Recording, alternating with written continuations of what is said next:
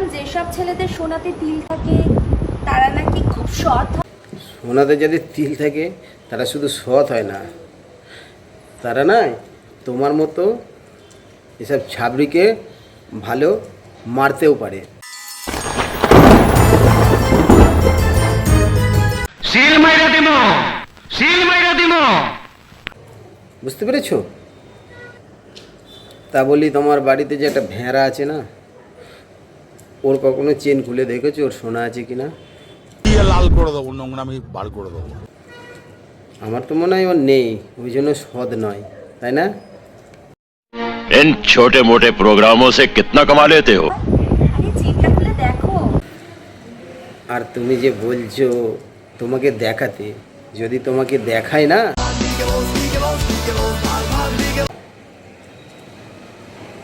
তাহলে কি হবে বলো তো? বিষয়টা একটু ব্যাখ্যা করবেন? দেখলেই তোমার যে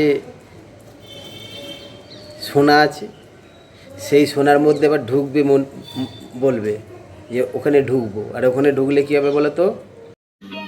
समझ रहे हो, समझ रहे हो आप, समझ रहे हो ना? ওখানে যদি একবার ঢুকে যায় তাহলেই 8-9 মাসের আমার ভুল হচ্ছে। একবারই হয়ে যাবে। আচ্ছা, বুঝতে পেরেছো? কারণ এ সোনা আবার যদি ওখানে ঢোকে না, বমি করে দিয়ে চলে আসবে।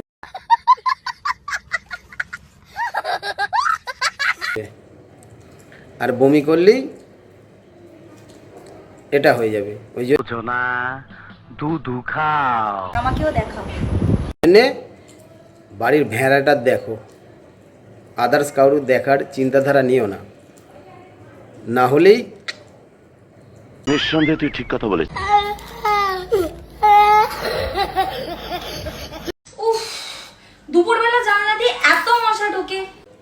তোর মতো ছাবড়ি আর তোর মতো গোলকাচির মেয়ের কাছে মশা ছাড়া অন্য কিছু আসুক, এটা তুই আশা করিস? আমি রেন্ট দেব না। কেউ যাবে না। আর যদিও বা কেউ যায় তাহলে কী হবে জানিস তো? তোর টোটাল পর্দাটা নাই ফাটিয়ে বেরিয়ে আসবে। टपा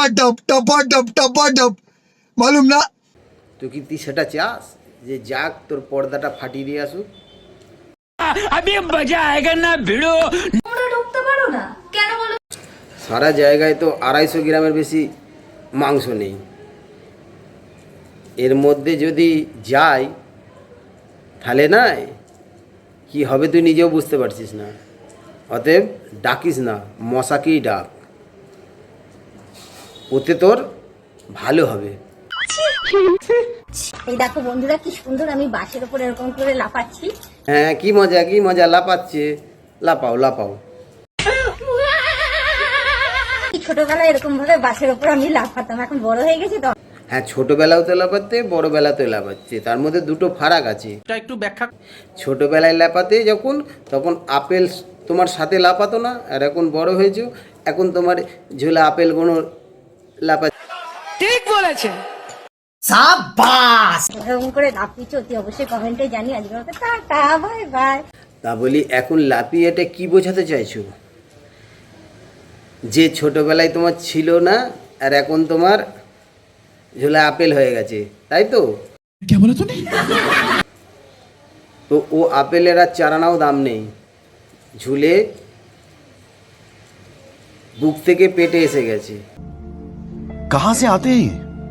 চারানাও দাম নেই, ঠিক আছে? তো বেশি লাফিয়ে লাভ নেই।